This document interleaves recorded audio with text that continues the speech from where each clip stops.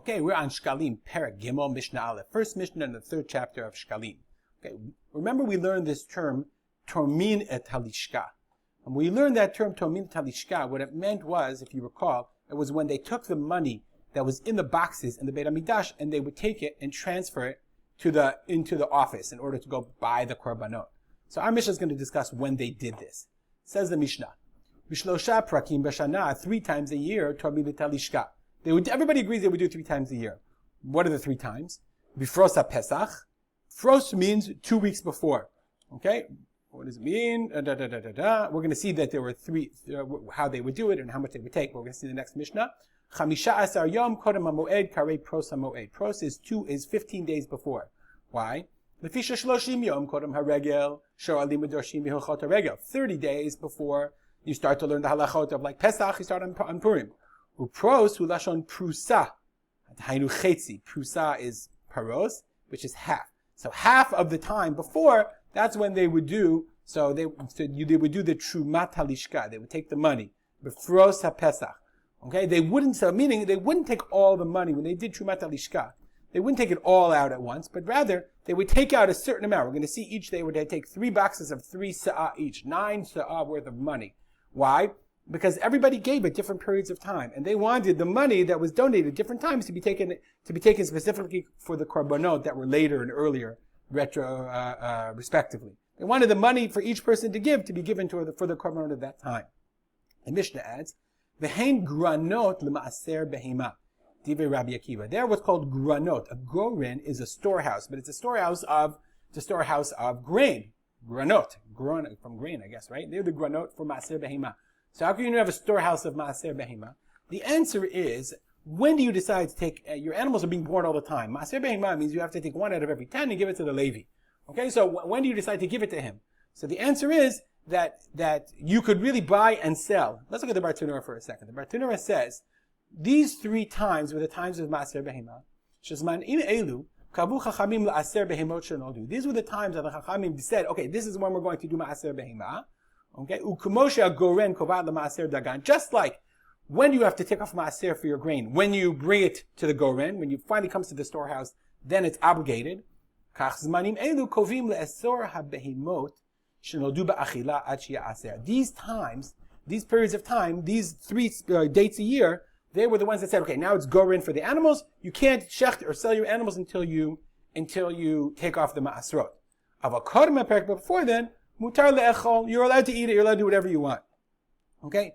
V'kavu chachamim hanach tlata zmaneh l'ma'aser behema. Why did the chachamim establish these tlata, 3, shalosh zmanim? Why did they take these 3 times? Simply, kedei sheyihu behemot mitzuyo lo ole regalim, because they needed animals available for the people who are ole regalim, because people, they would not avagav de mutar lim kor v'lishchot v'le'echol. And even though people could technically sell or eat their animals before this moed, still, nonetheless, lo lehu inshe ad ma'asran. People would not check their animals until they took off maaser. Why? This is a beautiful idea. You want to do your mitzvah with full money. You don't have to say, oh, I paid for this and I bought that and I ate that and I have to take off. No, what they would do is they would say, listen, all animals born between now and the next period, the next time, those animals we're not going to touch, we're going to sell until we do maaser. We do maaser, then we start engaging, we start selling. So therefore, these 3 times, pros Pesach, 2 weeks before Pesach, pros Atzeret, 2 weeks before Atzeret, and pros Chag, 2 weeks before Chag, that's when they would take the money off. That makes sense also, because then they would take the money and start buying the new animals, because that's when everybody was doing their maaser behema, so all the animals came to market at that time. Okay? Hang granot, the maaser behema, so it makes perfect sense.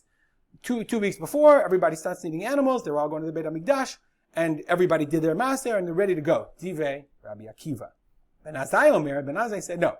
Be'esrim v'tisha ba'adar. Not the 1st of Nisan, 15 days before, but 29th of Adar. Okay? U'be'echad b'sivan, u'be'esrim v'tisha ba'ab. And also on the 29th of Ab. I made you a little chart so to be a little clearer. Here we go. Rabbi Akiva, we said, Prosa Pesach, the 1st of Nisan, Prosa Seret, I think it's the 22nd of Iyar. It might be the 21st. I don't know exactly, okay? But you can correct me, you want to email me. And Prosa Chag, 15 days before the Chag, the 1st of Tishrei.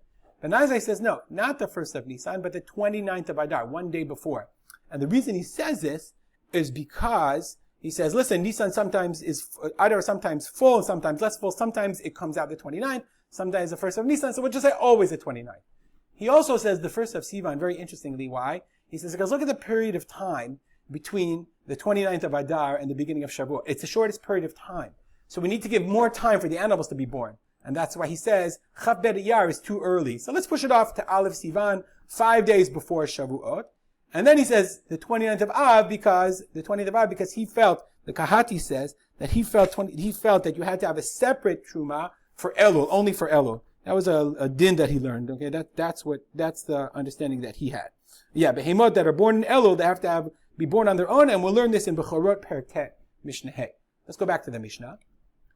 That's Ben Azai. Rabbi Shimon Omrim, Rabbi Shimon say, Be'echad b'Nisan, what we learned. They say one in Nisan. Be'echad b'Sivan, they say also the 1st of Sivan. So really, go back to our chart. They agree with Rabbi Akiva about this one, and they agree with Ben Azai here. Okay? And then, Be'esim b'Tisha be'Elul on the 29th of Elul, not the first day of Rosh Hashanah, 15 days before Sukkot. Why did they say the 29th of Elul, V'lo amru be'echad b'Tishrei, and not the 1st of Tishrei? Because it's very simple, it's Rosh Hashanah. V'efshar la'aser b'Yom Tov, and you can't take off Maaser on Yom Tov.